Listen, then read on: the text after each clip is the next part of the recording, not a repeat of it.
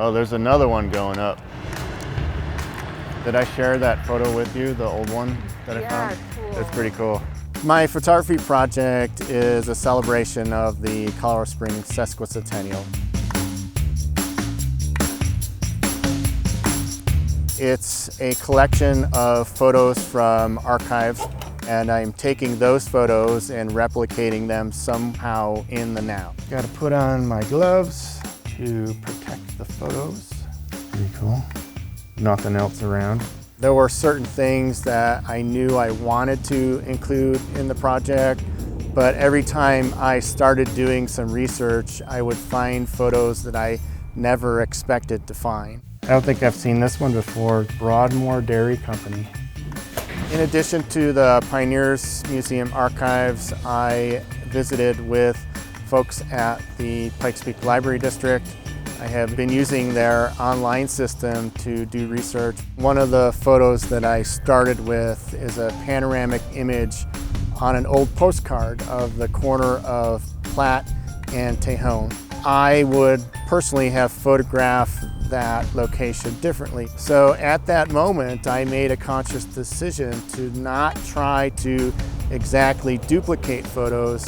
I decided to replicate them and photograph these locations the way I would photograph them. Wow, look at this. Hey Hillary, look at this.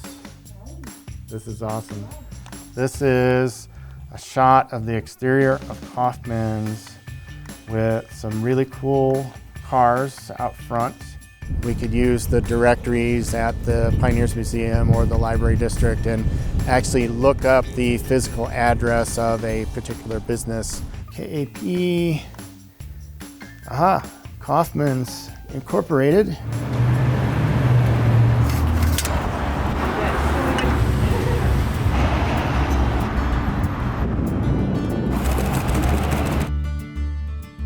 Some of the photos that I found in my research that really struck a chord with me were photos of people because I wanted to know their stories. So in my project, I'm including people who are doing great things in our community because they're part of our history moving forward. That looks pretty good.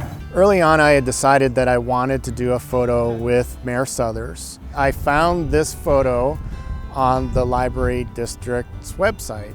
I just did a keyword search for mayor, and this picture of our former mayor, George Birdsell, popped up. As soon as I saw that, I thought, this is the picture. This is what I have to do with Mayor Southers.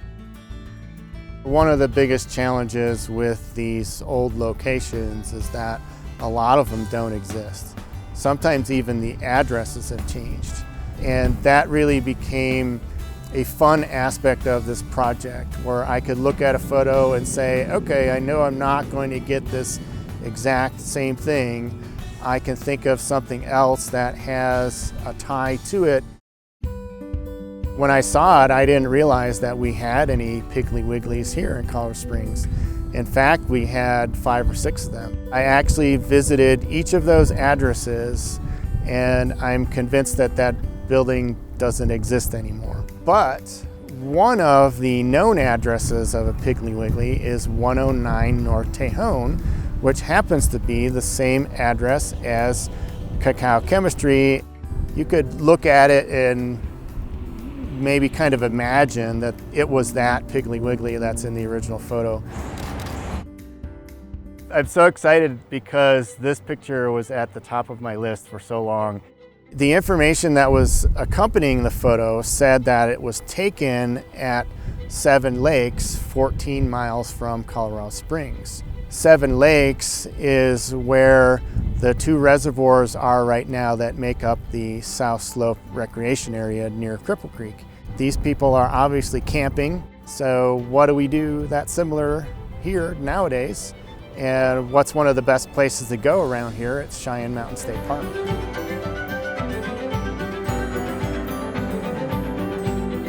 First aid kit, pocket knife, harmonica. Hey Winston. 1, 2, 3.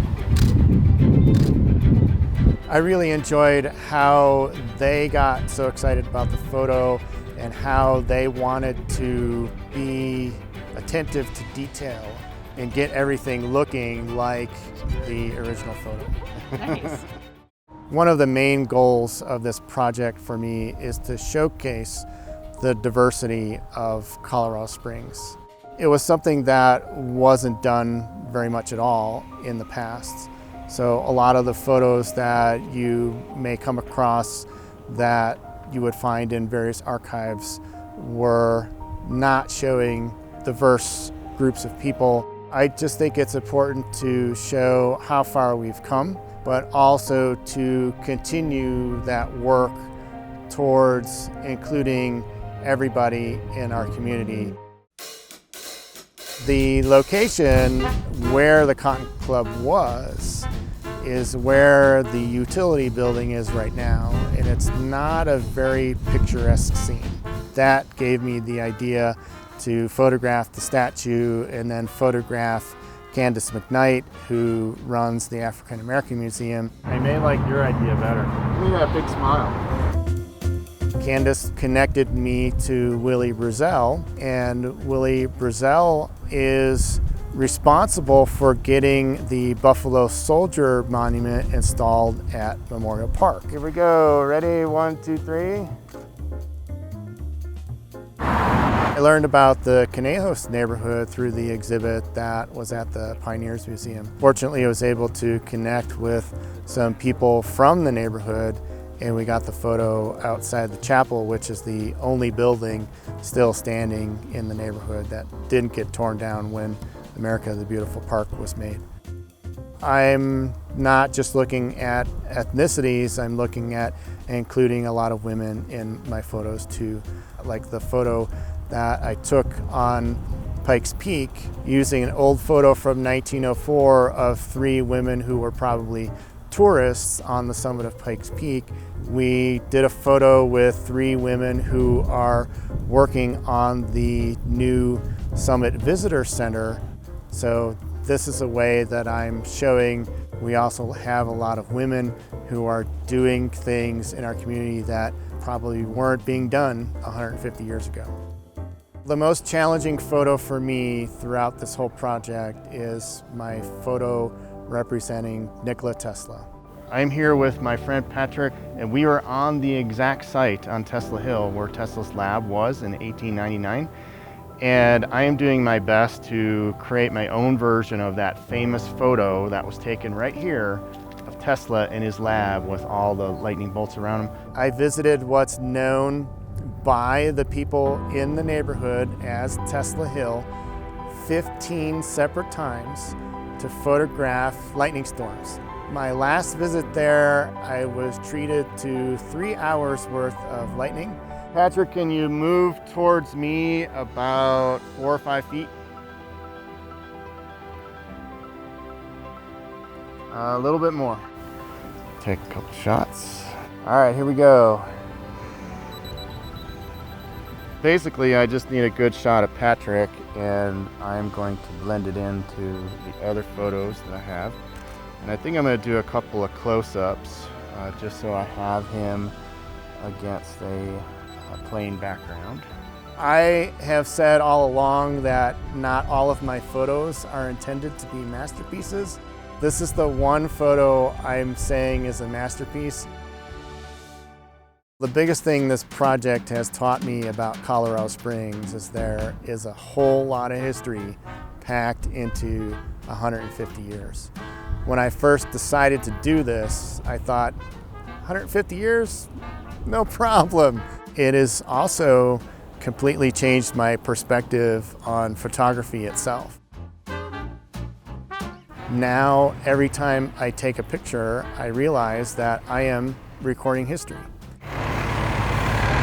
Some of the things that I found through my research, some of the things that we would think of as extremely mundane, I found very fascinating when I came across them in the archives. That's a lesson for everybody, not just photographers, that what you're recording is history. And I would encourage everyone to think about archiving their own photo collections, whether it's something that you hand down to your family or if it's something that you donate to an organization like the Pioneers Museum or the Library District, because people want to know what went on during the time that you were here.